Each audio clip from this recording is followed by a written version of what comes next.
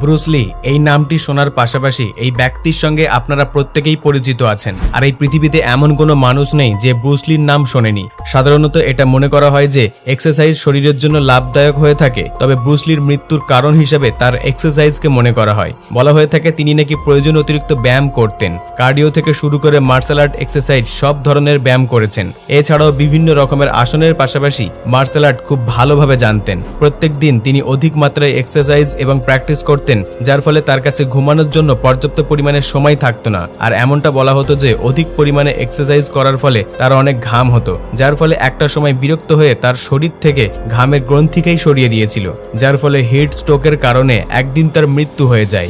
যদিও বা ব্রুস লির মৃত্যুকে ঘিরে অনেক রকমের থিওরি রয়েছে, তবে একটা জিনিস কমন, সেটা হচ্ছে প্রত্যেক দিন অধিক পরিমাণে এক্সারসাইজ তার মৃত্যুর ক্ষেত্রে বিশেষ ভূমিকা পালন করেছে। তবে এই অধিক মাত্রায় এক্সারসাইজ এবং প্র্যাকটিস করার ফলে ব্রুস লির মধ্যে এমন একটা শক্তি এসে গিয়েছিল যেটা কোনো সাধারণ মানুষের পক্ষে করাটা সম্ভব ছিল না। আর কোনো সাধারণ মানুষ তার কাছে কিছুই না। মার্শাল আর্টের দুনিয়ায় খুবই কম ফাইটার রয়েছে যারা ব্রুস লির প্রতিদ্বন্দ্বিতা করতে পারত।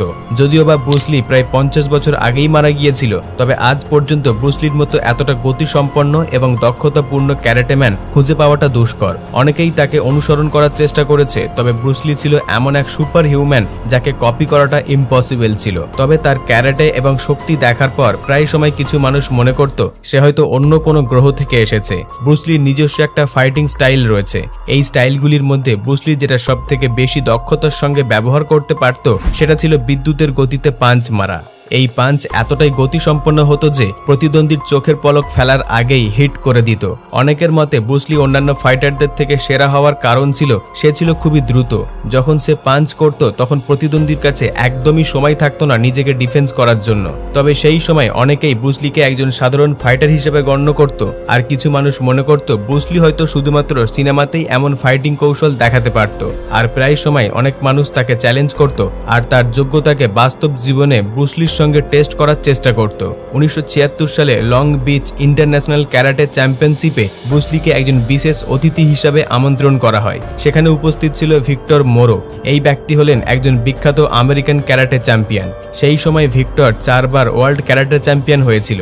ব্রুস লি সেখানে দর্শকদের সামনে তার কিছু বিশেষ ক্যারাটে মুভ প্রদর্শন করে দেখাচ্ছিল, বিশেষ করে তার লাইটিং ফাস্ট পাঞ্চ। কিন্তু সেই সময় ভিক্টর মন্তব্য করে ব্রুস লির এই পাঞ্চ খুবই স্লো।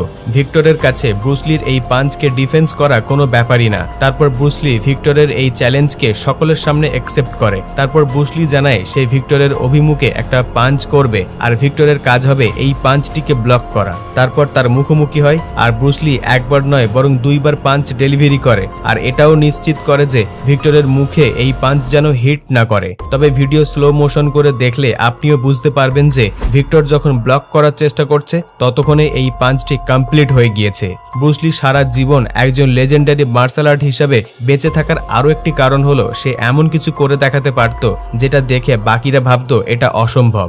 কারণ ক্যারাটে লড়াইয়ের সময় অল টাইম সতর্ক থাকাটা খুবই গুরুত্বপূর্ণ বিষয়। সামান্য একটা ভুলের কারণে আপনি গুরুতর আঘাতও পেতে পারেন। তবে ব্রুস লি এতটা দক্ষতা ছিল যে সে চোখ বন্ধ করে ফাইট নিতে পারত।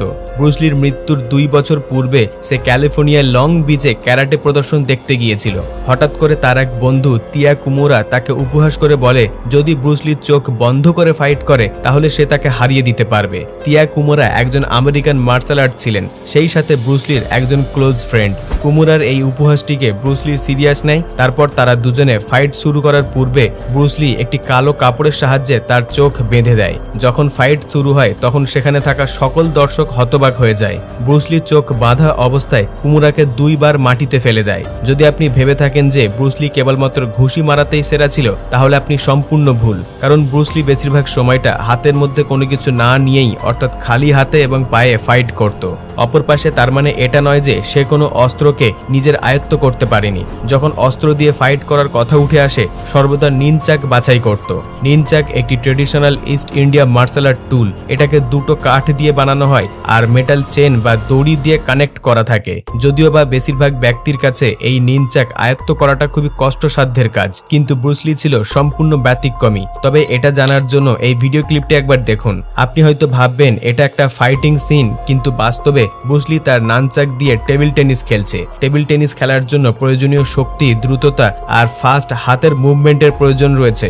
অপোনেন্টের হাতে রয়েছে চওড়া ব্যাট, কিন্তু ব্রুসলি তার নানচাকের প্রতি এতটাই দক্ষতা অর্জন করেছে যে সে দুটি ব্যক্তির সঙ্গে এই টেবিল টেনিস খেলছে। যদি কোনো একটা বিষয়ে ব্রুসলি একটু বেশি ফেমাস হয়ে থাকে তাহলে সেটা হবে তার 1 ইঞ্চ পাঞ্চ। যদিও এটা একটা দুর্লভ স্টাইলের পাঞ্চ, কিন্তু অপোনেন্টের উপর খুবই এফেক্টিভ। অনেকেই ব্রুসলির এই স্টাইলটিকে কপি করার চেষ্টা করেছে, কিন্তু বাস্তব সত্য হলো এই টেকনিককে কপি করা প্রায় অসম্ভব। এই টেকনিকে অপোনেন্টের 1 ইঞ্চ দূরত্ব থেকে খুব দ্রুত পাঞ্চ করতে হয়, আর এটা এতটাই এফেক্টিভ হয়ে থাকে যে অপোনেন্ট ব্যালেন্স হারিয়ে মাটিতে পড়ে যায়। ব্রুসলির এই পাঞ্চটি আরো জনপ্রিয় হওয়ার কারণ হলো এটা ফিজিক্সের রুলকে ব্রেক করে। সাধারণত যখন আমরা কারুর দিকে পাঞ্চ থ্রো করি তখন হাতটিকে একটি নির্দিষ্ট দূরত্বে রাখতে হয়, তবেই আপনি গতিবেগ পাবেন। কিন্তু ব্রুসলির ক্ষেত্রে এই ল কাজ করে না। তার কাছে এটা যেন একটা ম্যাজিক। যদিও বা ব্রুসলি এই 1 ইঞ্চ পাঞ্চ আবিষ্কার করেনি, কিন্তু এর পপুলারিটি বাড়িয়েছে ব্রুসলি। স্ট্যানফোর্ড ইউনিভার্সিটির গবেষকদের মতে ছোট দূরত্বের মধ্যে মিলি সেকেন্ডের মধ্যেই ব্রুসলি পাঞ্চ ডেলিভার করতে পারে, আর এই পাঞ্চের আঘাত 50 কিলোমিটার গতিতে আসা কোনো গাড়ির আঘাতের সমতুল্য। তাই এটাতে কোনো সন্দেহ নেই যে ব্রুসলি ছাড়া এই পাঞ্চ যে কোনো প্রস্তুত মানুষকে নিমেষের মধ্যেই অকেজো করে দিতে পারে। তাহলে এখন একবার আপনি কল্পনা করে দেখুন, ব্রুসলি তার এই পাঞ্চ দেওয়ার সময় যদি একটু বেশি দূরত্ব পেয়ে যায় তাহলে সেটা কতটা এফেক্টিভ হবে।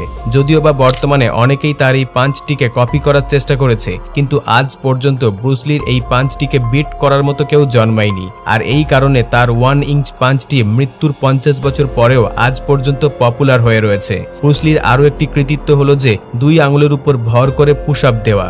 মনে করা হয় পুশ আপ হলো সবথেকে কঠিন একটা এক্সারসাইজ, কারণ এটা কাঁধ এবং পেট থেকে শুরু করে আপার বডি সমস্ত পেশিগুলিকে ব্যবহার করে। আমাদের অনেকেরই 10টার বেশি পুশ আপ দিতে গেলে হাল খারাপ হয়ে যায়, এরপর হাত পা কাঁপতে শুরু করে। তবে 2-1টি পুশ আপ দেওয়ার পর অনেকেই হাল ছেড়ে দেয়। তবে ব্রুসলির কাছে এটা যেন একেবারে জলভাত, যেন তার বাম হাতের কাজ। তবে এটা ভালো করে মনে রাখতে হবে যে ব্রুসলি কেবলমাত্র এক্সারসাইজ করত তার কোর শক্তিকে ধরে রাখার জন্য, আর বেশিরভাগ সময়টা ব্রুসলি কোনো সাধারণ জিনিসকে নিয়ে এমন চিন্তাধারা প্রকাশ করত যেটা বাকিদের জন্য একদমই অসম্ভব। বর্তমানে অনেকেই বিভিন্ন রকমের পুশ আপ দিয়ে থাকে এবং এটিকে নেক্সট লেভেলে নিয়ে যাওয়ার চেষ্টা করে। আবার অনেকে 1 হাত দিয়ে পুশ আপ দিয়ে থাকে, কিন্তু ব্রুসলির কাছে এগুলি কেবলমাত্র বাচ্চাদের খেলা, আর 2টি আঙুলে ভর দিয়ে সে খুব সহজেই পুশ আপ দিতে পারে। আর এইভাবে সে 200 থেকে 300টিরও বেশি পুশ আপ দিতে সক্ষম ছিল, আর অনলি বুড়ো আঙুলের উপর ভর করে প্রায় 150টিরও বেশি পুশ আপ দিতে সক্ষম ছিল। যদিও বা বর্তমানে অনেকেই এই পুশ আপে মাস্টার হতে পেরেছে, কিন্তু ব্রুসলি সেই মহান ব্যক্তি যে 2 ফিঙ্গারে পুশ আপটিকে সব থেকে বেশি ফেমাস করে তুলেছিল। সে গোটা বিশ্বকে দেখিয়েছিল একজন সুপার হিউম্যান কতটা ক্ষমতার অধিকারী হতে পারে। তবে ছোট থেকেই ব্রুসলির স্বপ্ন ছিল সে একজন সবার সেরা ফাইটার হবে। সেই কারণে সে খুব ছোট থেকেই স্কিল ডেভেলপ করার চেষ্টা করত।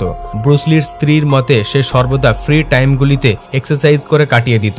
ফাইট করার সময় যে কোনো ব্যক্তির ফিজিক্যাল কন্ডিশন সর্বদা অ্যাক্টিভ থাকাটা দরকার, না হলে কিন্তু যে কোনো ব্যক্তি আপনাকে খুব সহজেই হারিয়ে দিতে পারে। এই কারণে ব্রুসলি কোর বডির উপর সব থেকে বেশি ফোকাস করত। কোর বডিকে শক্তিশালী করার জন্য সে নিজস্ব একটা টেকনিকে এক্সারসাইজ উদ্ভাবন করে, যার নাম দেয় ড্রাগন ফ্ল্যাগ। এটা খুবই অ্যাডভান্স একটা এক্সারসাইজ। এই এক্সারসাইজে ব্রুসলি একটি লম্বা বেঞ্চের উপর শুয়ে পড়ত, তারপর কাঁধের উপর ভর করে গোটা শরীর এবং বডিকে শূন্যে ভাসিয়ে দিত। তারপর কোনো ফ্ল্যাগের মতো বাতাসে ভাসত, আর ঘন্টার পর ঘন্টা এই পজিশনে নিজেকে হোল্ড করে রাখত। ব্রুসলির এই ড্রাগন ফ্ল্যাগ ওয়ার্কআউটটি বর্তমানে অনেক ফেমাস হয়ে উঠেছে। এটা আমরা প্রত্যেকেই জানি একজন মার্শাল আর্ট হতে গেলে অনেক শক্তির অধিকারী হতে হয়। তবে 58 কেজি ওজনের এই ব্যক্তিটা যে কতটা শক্তির অধিকারী ছিল তা হয়তো আমার আপনার কল্পনার বাইরে। ব্রুসলির পাঞ্চের পাওয়ার ছিল 158 কেজি। সেই পাঞ্চ পাওয়ার বক্সিং চ্যাম্পিয়ন মোহাম্মদ আলীর সমান, কিন্তু ব্রুসলির ওয়েট ছিল মাত্র 58 কেজি। অথচ মোহাম্মদ আলীর ওজন ছিল ব্রুসলির ডাবল 117 কেজি। এখন হয়তো আপনি অনুমান করতে পারবেন ব্রুসলি কতটা শক্তিশালী ছিল। সাধারণ বডি বিল্ডাররা পাঞ্চ করার জন্য পাঞ্চিং ব্যাগ ব্যবহার করত, আর অন্য বডি বিল্ডারদের মতো ব্রুসলিও পাঞ্চিং ব্যাগ ব্যবহার করত। কিন্তু ব্রুসলি খুব দ্রুত এই ব্যাগগুলিকে ছিঁড়ে ফেলত, যার ফলে ব্রুসলি আরো ভারী এবং শক্তিশালী পাঞ্চিং ব্যাগে প্র্যাকটিস করত। সাধারণত নর্মাল পাঞ্চিং ব্যাগ 50 কেজি হয়ে থাকে, কিন্তু ব্রুসলির প্রয়োজন পড়ত 135 কেজির পাঞ্চিং ব্যাগ।